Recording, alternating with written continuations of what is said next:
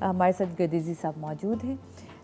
مفتی صاحب سے یقیناً ہم جانیں گے. اگر ہم اسی دور میں دیکھتے ہیں تو سوشل میڈیا کے تھرو ہم نے بہت ساری ایسی طلاقیں ہوتی دیکھیں, ایک دوسرے کے اوپر الزامات لگاتے دیکھا, ہم نے بہت ساری چیزیں ایسی دیکھی جو نہیں دل کرتا دیکھنے کا.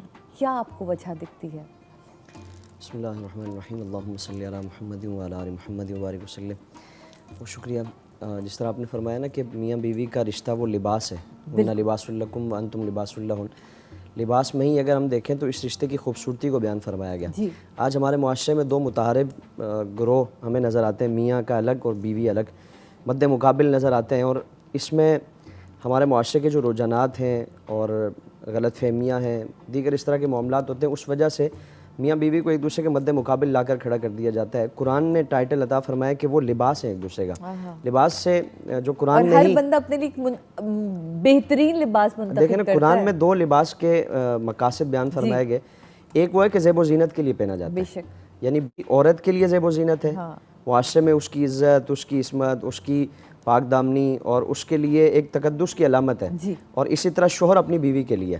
پھر سطر ڈھانپنے کے لیے لباس کا کام لیا جاتا ہے, یعنی میاں یا بیوی میں کوئی اگر ناپسندیدہ بات بھی ہے, خدا نخواستہ اگر کسی میں, ظاہر انسانی بشری تقاضا ہے, کوئی انسان اس سے ماورا نہیں ہے, ہاں کوئی نہ کوئی اس میں کجی کوتاہی ضرور ہوتی ہے.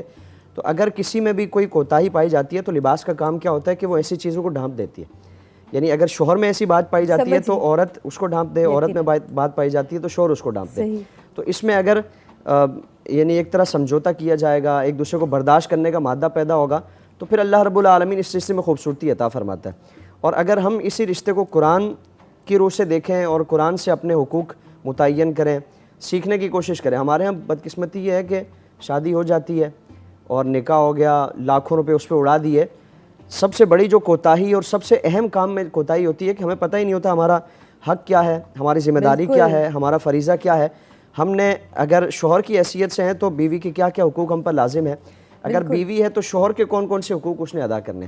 اگر ان حقوق کو بھی ساتھ ساتھ میں سکھا دیا جائے, شادی سے پہلے دلہا دلہن کی اس طور پہ تربیت ہو, تو وہ ایک جو رشتہ اسٹارٹ کرنے جا رہے ہیں اس کی پابندیاں کیا ہیں, اس کی قیودات کیا ہیں, یہ اگر ان کے سامنے ہوں گے تو پھر وہ ایک دوسرے کو برداشت کریں گے.